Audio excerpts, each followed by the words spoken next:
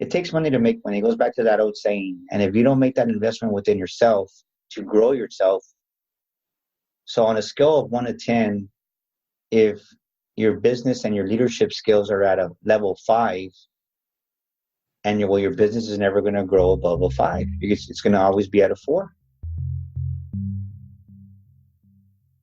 The Career Challenges Podcast, a collection of stories about overcoming professional hurdles and learning lessons the hard way.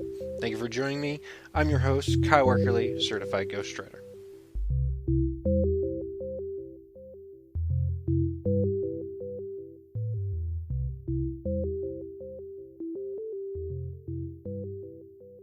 So this is the Career Challenges Podcast, episode number 8. Yeah, I'm pretty sure this is 8, if I'm counting right. Again, I'm not good at math. But I have with me Daniel Gomez. Daniel? Kyle, sir, how you doing this evening, sir? It's already 8:16, so yeah, how you doing this evening, sir? Yes, it is evening. It's been a long day, and I understand you've been very, very busy. It's been a great day, Kyle, and I want to say, first of all, thank you for having me on your show.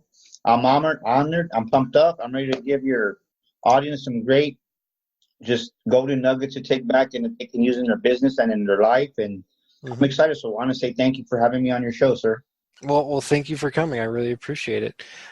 Just starting out, just trying to get people to agree to be guests. I was always worried, will this work out? But, I'm finding that people love to come on here and talk and share stories. And that's really the main goal here, is to share stories.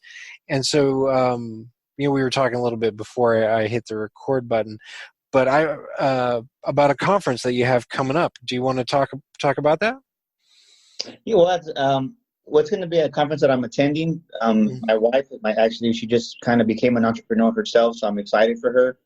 And we're going to attend a conference here in San Antonio that's going to give her some great valuable lessons, just as to be to have that. I talk a lot I'm a confidence architect. So what a confidence architect does is I help people build the businesses that they desire and to design the personal life that they want, because most people, they don't take enough action. And like this conference we're going to for my wife, it was about a $2,000 investment. And you'd be surprised how many business owners won't invest that money in themselves because they're going to say, I don't have the money. I can't afford it. And you got to shift from that mindset. That's an employee mindset. And what I mean by that, as a business owner, you have to invest in your business. You have to invest in your organization. If you're not investing in yourself, your business is never going to grow. True. So, I agree. Yeah, I mean, it's the truth. I mean, if you ever see a business failing or an organization not doing good, it all starts with leadership. It all starts with the person at the top. And if the leader has only so much capacity, awareness, that's as high as a business is going to go. So the one we're going to attend, we're going to go see, it's going to be it's kind of a business class that we took, kind of to take our mindsets to the next level too. Because me being a coach, I believe a lot of times our egos get in the way as business owners. And because our egos get in the way, our businesses fail. Yeah. And if there's anything I can tell your audience is, don't let your ego get in the way, because nobody knows it all. Yeah. So I want you to think about this. The greatest swimmer of all times is who? Was it Michael Phelps? Michael Phelps, right? Yeah. Well, let me tell you, even he has a coach. Yeah. So think about that. Yeah. So the gold medalist, time and time again, has a coach, and he has a world record. And the reason is why? Because there's always somebody that gives you a different perspective that's going to give you the edge that you need. Yeah. And I've actually heard of others having 3 coaches. I just had Derek Lewis on the podcast, and he's another ghostwriter. And he was telling me he had Claudia Suzanne, who coached him in ghostwriting. He had Latham Shinder, who coached him in marketing the ghostwriting. And then he had Matthew Pollard, who coached him in the sales process when somebody finally approaches him. So, it's amazing to think that for ghostwriting, which is a very, nebulous thing, that somebody can still have not just 1 but 3 coaches. So I think that's really a great kind of mindset to have, is realizing, okay, I need a coach, maybe not just for one thing, but multiple things. Yeah, well, think about it. There's so many factors in a business that people don't realize. you have to have the leadership qualities. First of all, you got to know how to talk to your people. Mm-hmm. Second of all, why do most organizations or business fail is lack of sales, lack of business. So if you don't know how to market yourself and sell your products, you're never going to make it. It doesn't matter how great your leadership skills are. If you can't sell what you got, that ain't gonna, no revenue is not going to pay the bills. True. So yeah.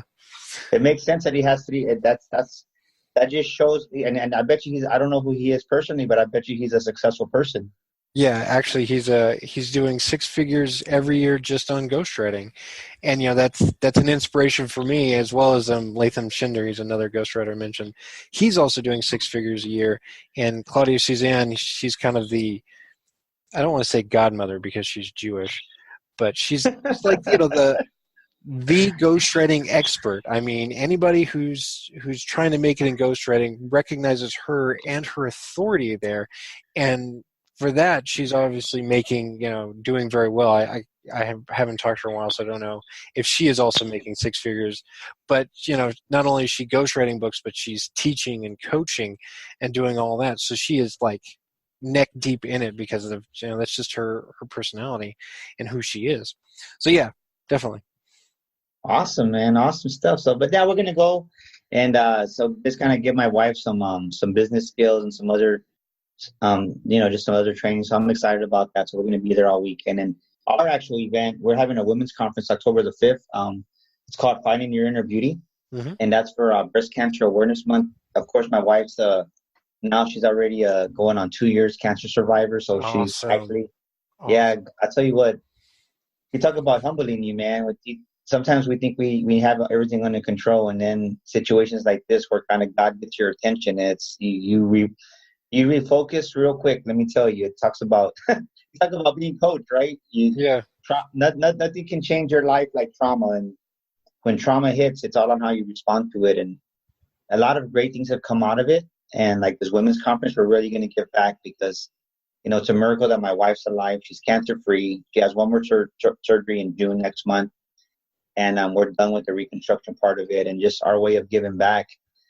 We started a nonprofit. So Saturday, October the 5th at the Norris Center right there on 4th and Blanco, mm-hmm. We're going to have 7 speakers come in from all over the country. And it's going to be a day of healing, a day of restoration. And just for, you'd be surprised that the name came up, Finding Your Inner Beauty, because my wife had her vasectomy. Yeah. And you'd be surprised how many women don't feel beautiful. And of course, when you lose your breast, you're not going to feel beautiful on the outside. And that name just came to us because I really felt at that time in that season of our life that God was saying, look inside, look at your inner beauty. Mm-hmm. And that's where the name of the conference comes from. Wow. And, just really marketing our conference going on 6 weeks already, less than 2 months.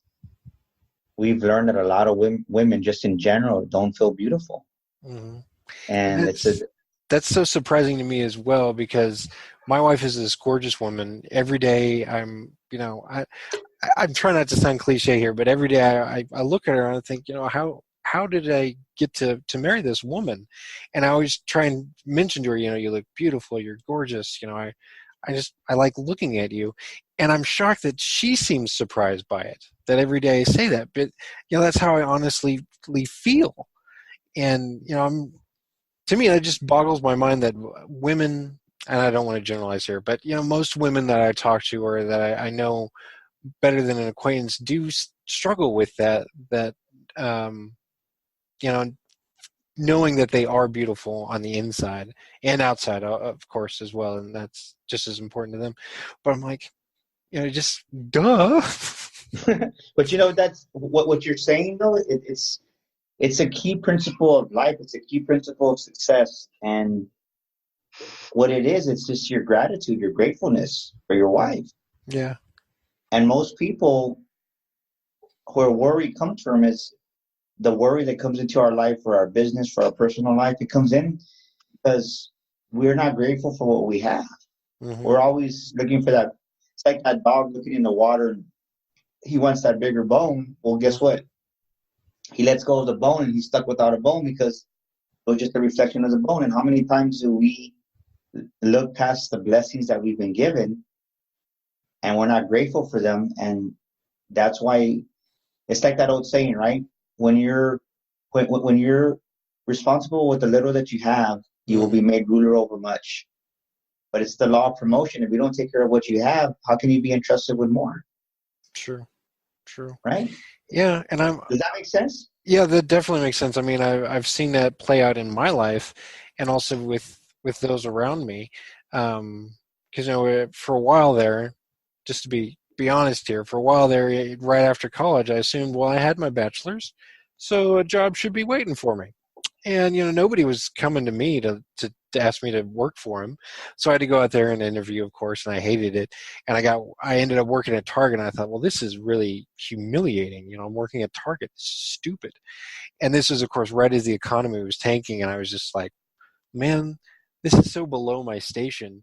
And I didn't really work hard.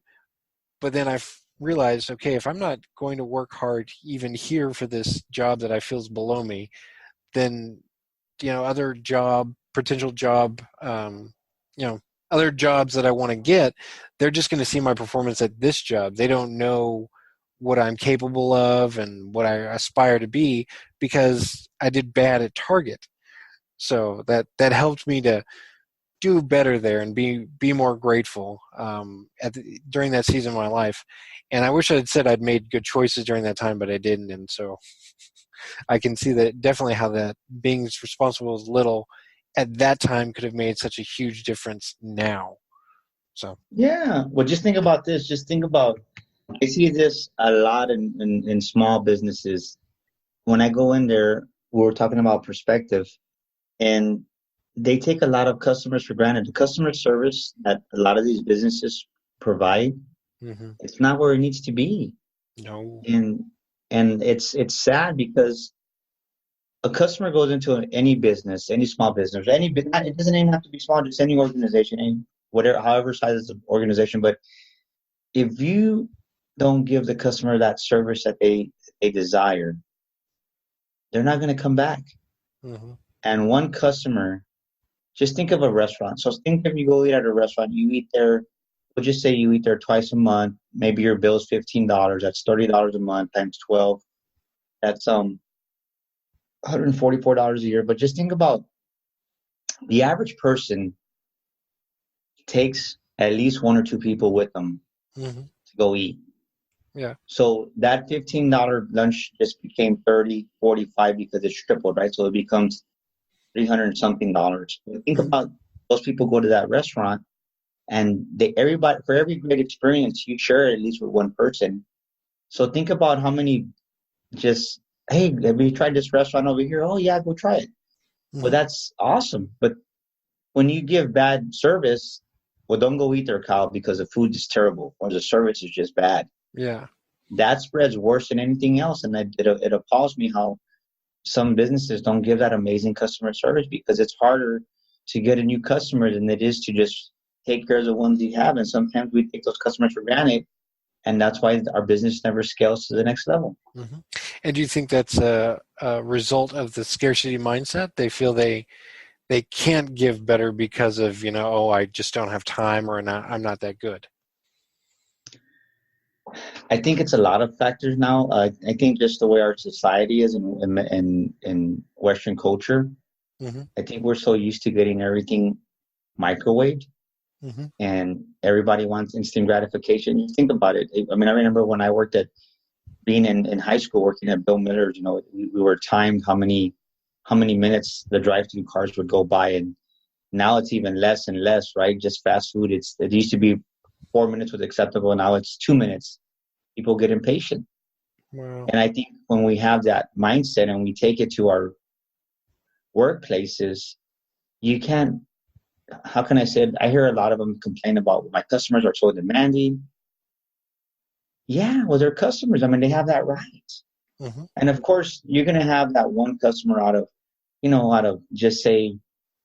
50, that's going to be unrealistic. But if you have 10 customers that are complaining about the same thing, well, maybe you're not taking positive feedback, and your ego's getting in the way, and that's keeping your business from growing. Definitely. And how else do you see the scarcity mindset impacting businesses, especially ones that you go and speak at? Well, just in general, how can I say this? I think it's kind of, and this is more for small businesses. And what I mean, like big corporations, it's not a single proprietor to say that owns it. So it's, you can't have the same, it's a different structure. Mm-hmm. But for small businesses, like the real small businesses that have, say you got those 5 employees or less, or 10 employees or less, they start a business from the perspective of, say if you're a good printer, well, you want to go in there and run the printing machine, and you can't have that mentality. You got to be on your business, not in your business. Because if you want to go in there and be the printer and be this and be the accountant, you can't do that. So when you're in your business, you think like an employee, and you don't have the mindset of a business owner, which is an entrepreneur, that's going to make those investments that you need to for your business to grow and to scale. Mm-hmm. And so when you have that employee mentality, oh, we can't afford that, we can't do this, and that's the type of business owner that never wants to invest in themselves, or they take the profits that they might have and they don't reinvest it in the business. Instead, they keep it for themselves, and you can't do that. One of the main reasons why I've been so successful as a young entrepreneur is just, I've had a great run. My first going on 2 years already. Mm-hmm. But I'll tell you, I honestly say for every dollar I make, I put probably about 40 cents back into the business. And that's not exaggerating. Wow. So you've been speaking for about 2 years now, you said? I'm going on 2 years, yes, sir. Yeah. I've been going, the speaking part, I've been doing training a lot longer, but the speaking part's going on. As a matter of fact, just like for a good example, like this seminar that me and my wife are going to, we spent, I think it came out to like $2,200 that we spent on it ourselves. And it's something that you got to do to get to the next level. Mm-hmm. And people don't want to make that investment because they have that employee mindset, and they need to shift their mindset to the owner mindset and make investments in the business. And they don't want to, and it takes money to make money. It goes back to that old saying. And if you don't make that investment within yourself to grow yourself, so on a scale of 1 to 10, if your business and your leadership skills are at a level 5, and your business is never going to grow above a 5. It's going to always be at a 4, because it's a law of the lid. You're going to tap out there. Mm-hmm. Does that make sense? Yeah, I completely understand that. So you were in training before speaking. How did you get into training? Were you working in like HR or talent development first? No, I ran organizations, and even though I ran them, I always have to do part of the training. Yeah, of course. And my background is sales. I ran automobile dealerships for 15 years, and I love it. That's something that was in my blood, and my goal in life was to actually, I was saving up money to buy a dealership. Is what I was doing. And of course, my wife ended up getting diagnosed with breast cancer. So my whole career path changed, my life path changed. And even though I ran the dealership for many years, I love to do the training every Monday. And it's just something that it's carried on to my profession now, being an entrepreneur. And it just comes, it's second nature. It's kind of like driving a car. You don't even think about turning on the blinker. You just do it. Yeah. So, well, most people I see don't do it. So maybe it's not second nature for them yet. Yeah. Yeah, nobody uses their blinker. I got to agree with you. That was a good plug-in right there, Cal. Thanks.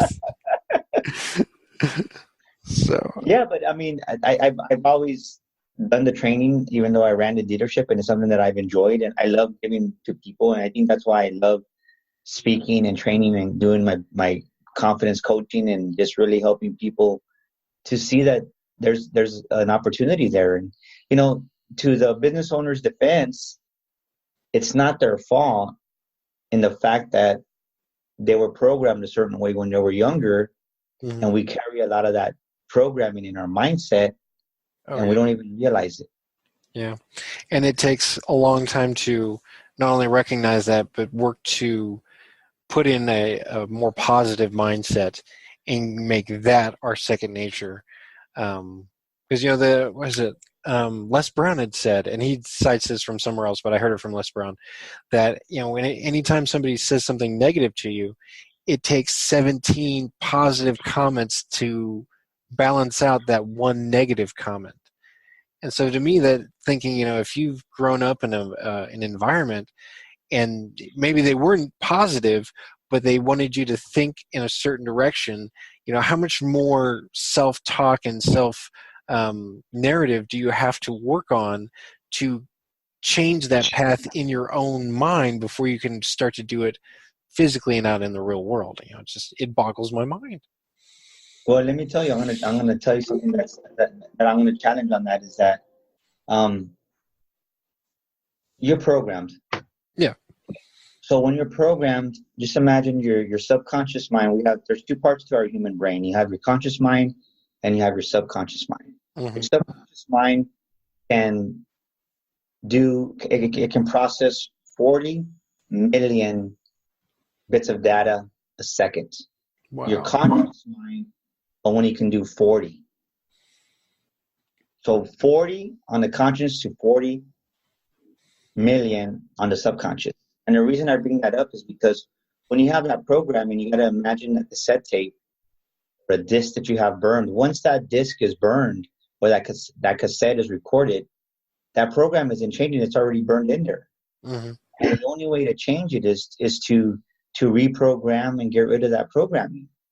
And the thing that we don't realize as human beings is that 95% of our life is lived through our subconscious mind, through these programs. Yeah. That's why when somebody becomes under stress, they go into that flight or fight zone. Well, their subconscious mind takes over and it goes with the programs. It brings up that, okay, what do I got to do during this time?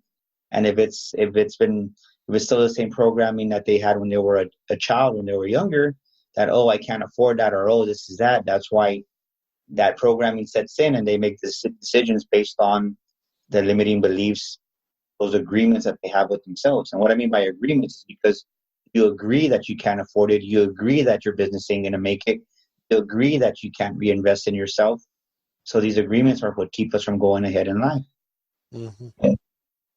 Yeah. And something so subtle we don't realize, like when we're younger, how it's affecting us now. Just, I've had time to think about those things, and, this could be a whole other podcast series. We're not going to go into that. Nobody really wants to hear me talk about my mental processes, but yeah, but the thing is, when we as a business owner, you get stressed out, and right away you shut down or you don't take action anymore. And what keeps a lot of businesses, a lot of organizations from growing and really being all that it can be is when you hit that point in your mindset and your brain where the subconscious takes over and those limiting agreements, those limiting beliefs take over, you stop taking action and you procrastinate. Mm-hmm. And then once you get that procrastination going, what happens with that? You develop the habits that self-sabotage your own business. And that's why a lot of these small businesses don't even make it to a year, because they'll sabotage themselves and doors close. Yeah. So have you been able to help, like specifically clients or people directly overcome that mindset and have that shift? Oh yeah, for sure. I mean, I do that month in and month out. I mean, it's something that I love to do when you see, especially when you have like a small business with 10 employees or less, and we do their lunch and learns, and we go in there every month. They commit to that, and you see the transformation in people's lives. They're, for one instance, one gentleman's buying a new house now, and he's like, "Wow, I never thought I would do this," and it was just that fear factor. And you just see the team communicating, and because a lot of these limiting agreements that we have within ourselves, mm-hmm. there's a lot of trust issues there.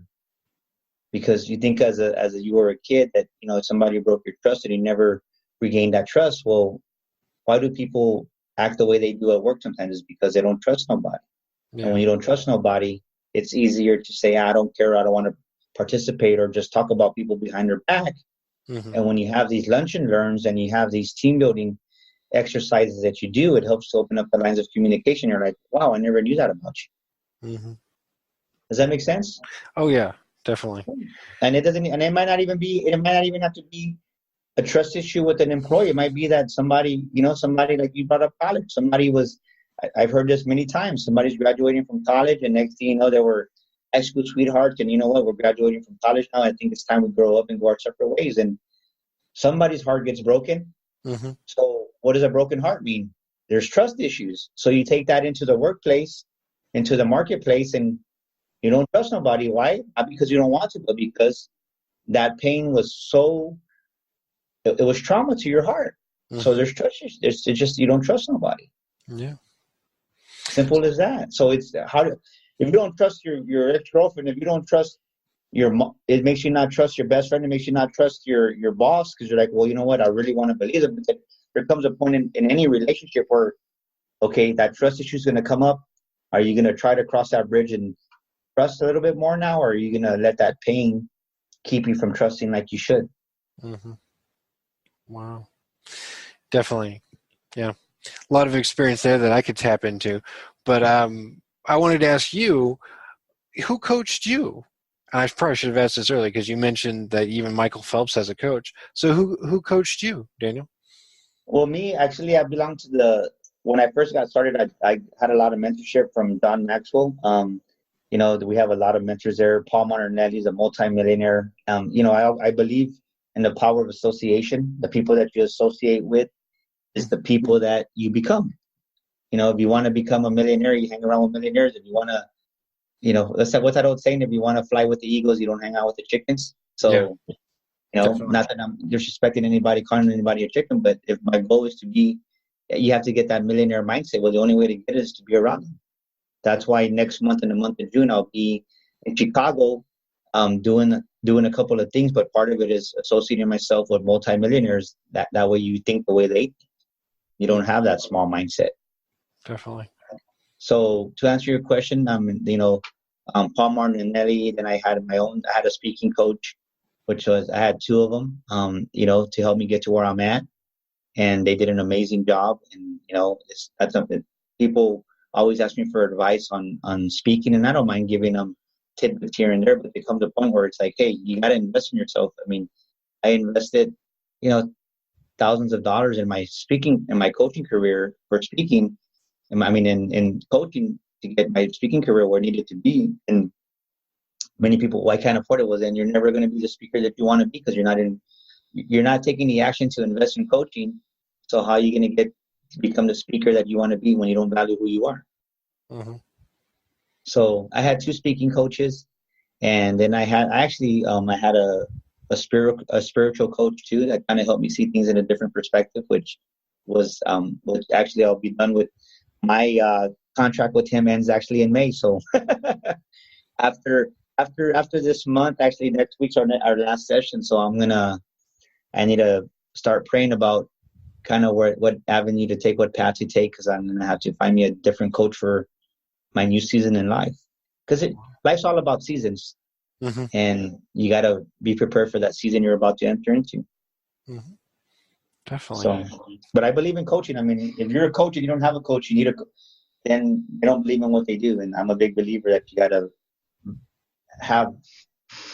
to invest in what you believe in. And if you don't do that, well, then that's not the coach that you want to hire. Definitely. So beyond the coaching, was there any material that you read, any specific books that come to mind? You know, the book that really got me fired up, that got me really, really fired up, was Think and Grow Rich. Mm-hmm. And I had read it before. I read it many years ago, but I wasn't ready for it. And this time when I read it, it just changed my life. It has a thing where you talk about the chief definite purpose, mm-hmm. and it gives you an exercise to do. And I did it, and I recited every single day for the last almost 2 years. And I see the results of my life. Everything's manifesting that I wrote down in my chief definite purpose. I see it day in, day out. I say it day in, day out. And the ironic thing is I meet a lot of people that have read Think and Grow Rich. And I would say probably about at least 8 out of 10 mm-hmm. never do the exercise on the chief definite purpose. Wow. And it goes back to what I talked about. If you don't take action, you're never going to get the results you want. Mm-hmm. And maybe that's the fact they're just not ready for it. Or maybe they don't believe it for themselves. A lot of times we believe great things for Kyle. We believe great things for Daniel. but we don't believe great things for ourselves. Yeah. Yeah. And I think they've done research on that too, that, it's easier to believe that something good is going to happen for somebody, not you, but for yourself, it's always easier to think, well, it's going to be bad. And, there's tons of research on that, and I need to read it. Speaking of reading, I do need to read Think and Grow Rich. It's been on my list. I've been thinking about reading it, but right now I'm reading Story Brand by Donald Miller, which is another great book. But I'm like, now I really need to start reading these kind of books. And but the thing is that you have to read it with the intent to teach it. Because if you read it just to read it, you're not going to get everything out of it, because you forget 80% of what you read after, I think it's 10 minutes. Yeah. Proven fact, scientifically, whatever you read, you forget 80% of what you read after 10 minutes. Mm-hmm. And, when you read it, you want to read it like you're going to teach it. That way you retain more of the content that's in there and you apply it to your life. Mm-hmm. And I Think and Grow Rich is an amazing, it tells many people, if you think about all the successful people that have come from Think and Grow Rich, you got Bob Proctor, you got, what's that other book that came out of there? I can't think of his name. Bob Proctor teaches that, Paul Martin teaches that. A lot of these great teachers come from Think and Grow Rich, but it's like you have to apply what it talks about. And if you don't read it with the intent to improve your life, you're going to miss all the golden nuggets that are there. And it's just like that old saying, right? When the teacher is ready, the student will appear. Mm-hmm. And when you're ready, everything will pop out to you. So I definitely recommend that you read it. It's great for business too, because it talks a lot about business, how to be successful in business, and it talks about it. And I love it. I think it's one of the best things that ever happened to me when I read that book. Wow. And or is it the saying that actually goes, when the student's ready, the teacher will appear? Yeah. I mean, did I say it backwards? I guess it works both ways. I never thought of that, but yeah. When the student is ready, the teacher will appear. Yeah, definitely. But you know what the beauty is in that? What? A lot of times the teacher shows up as a problem. Oh, true. Yeah. And going back to customers, if the universe is trying to teach you a lesson in customer service, and all you do is complain about those customers that they're this and that, and you don't appreciate it, well, if you don't pass that test the first time, guess what, Kyle? You're going to get another customer the same way one more time to see how you're going to react to it. Yeah. It's the truth. And having worked in food service, I can attest to that, because sometimes you get that same customer multiple times on the same night. So it just goes back to what we talked about. It's just, you gotta, oh man, that was some good stuff right there. But it's kind of that I was saying, how many times are you going to go around the mountain until you pass the test? Yeah. I would just pass the test and get it over with. Definitely. So, I want to keep talking about all this stuff. It's really great, but I do want to circle back to the conference, get some more details down. The conference you started with your wife, what was that called again? It's going to be it's Creating Wealth, and it's with Danny Johnson. Mm-hmm. I believe we got to go. I got the email. I got to get ready for that too. We got to fill out this questionnaire, but it's going to be at the Grand Hyatt downtown here. So it starts tomorrow from 9. It's actually an all-day conference from like 9 to 7. Wow. The same thing on Saturday. So it's pretty amazing stuff. So, mm-hmm. And then the conference. I'm sorry, I wasn't clear with my question, but the conference you had started with your wife in October. What was? Oh, I'm sorry. No, that was my bad. I'm the host here. I need to be more on top of my game. No, it's called Finding Your Inner Beauty. Mm-hmm. And it is on Eventbrite, and it's for our nonprofit, the Mighty Strong Foundation. And the beauty of that is what we're going to do is we're going to give back thousands of dollars back to the women that day. Because something that happened when my wife got diagnosed with breast cancer, there's a lot of organizations that want to help you, but there's so much paperwork that you got to fill out, and you got to wait 90 days. Well, by that time, you're stressed out as it is because of the chemo, because of the radiation. Mm-hmm. You could care less what's going on in a sense, right? Because you're losing hope. Yeah. So what we're going to do with that day of the conference through corporate sponsorship is give back a lot of the earnings and thousands of dollars in cleanings, because one organization did come across Kyle, and my wife just cried because it's like to every woman, her house is her castle. And the price that this in like within a month's time, it was just amazing. And we'll never forget that feeling that somebody actually cared. Mm-hmm. So through our nonprofit, the Mighty Strong Foundation, we're going to give back that day as a conference, free house cleanings for women impacted by breast cancer. And we're going to also, because people don't realize when you go through radiation treatment, chemotherapy, with radiation, you're spending like $300 a week. Ooh. So real quick, you spend over almost $1,200 in radiation treatment. And my wife went through that. She went through that. I think she was there for a month. So just imagine that. Yeah. And so we're going to give back to women with HEB cards. And there's just so much we're going to do for our community here. It's amazing. Mm-hmm. That it's on Eventbrite, Finding Your Inner Beauty. It's going to be from 9 to 4. And it's going to be, I had a woman ask me, well, what if I don't have breast cancer? I was like, well, what do you mean? She goes, yeah. She goes, what if I want to go for encouragement? And she told me sometimes I don't feel beautiful. Mm. And it kind of caught me off guard, to be honest with you. Mm-hmm. But I was like, come. I mean, it's for everybody, all women. We're not going to discriminate, even if a man has breast cancer. I mean, The bottom line is this. You never know whose story is going to touch you, what speaker is going to touch you. And we're going to bring in 7 speakers from across the country that are going to give speeches, and some are going to give their testimonies. And I'll tell you what, it's going to be an amazing time of just healing. And the main thing is to know that, hey, there's a community here of people, of women that love each other, and that can, just to know that somebody cares enough to stand by me. Mm-hmm. Sometimes that's all somebody needs, Kyle. Yeah. Definitely. So where can people go to find out more information? You said it's on Eventbrite. Is there a specific webpage for it? Yeah. Well, what they can do is go to Eventbrite and just put in Finding Your Inner Beauty Women's Conference, mm-hmm. and it'll come up. That's one area you can go to, or you can go to my Facebook page where it's put at Daniel Gomez Inspires, mm-hmm. and at Daniel Gomez Inspires will take you to my business page on Facebook, and the link's on there also. And last but not least, you can go to my website, danielgomezspeaker.com. That's danielgomezspeaker.com. And the link's there, and it'll take you straight to get your tickets, and that way you can get it. And like I said, these women that we're catering to and want to take care of, the tickets are only $25 for an event like this. Somebody else will be charging you like $59, $69, and we're not doing that. We want women to go, to take their families, because when you go through breast cancer or any trauma, Kyle, yeah, who do you lean on? Your family. Your family. Yeah.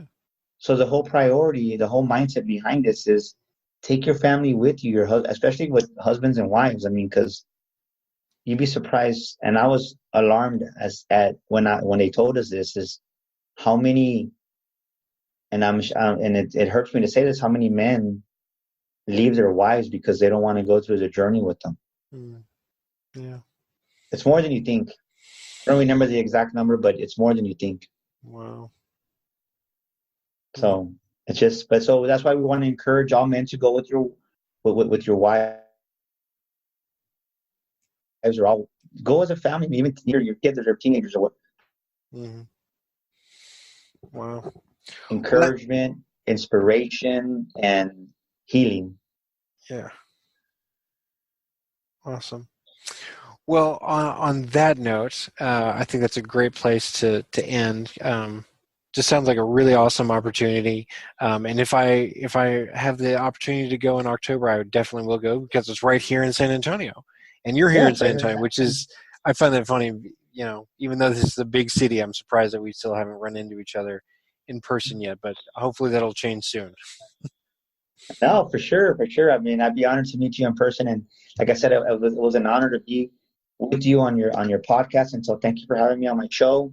And something that I have on special for your audience right now, on my website, danielgomezspeaker.com, I lowered the price for my program. So right now, when they get my online coaching program, instead of it being the full price, we're going to upgrade them. If they get the 30-day transformational program, we're going to upgrade them to the 12-week, which is a 3-month program, which is $1,000 value at no additional cost, and they get it for the low price of only the 30-day transformational program. That's my gift for me to your audience.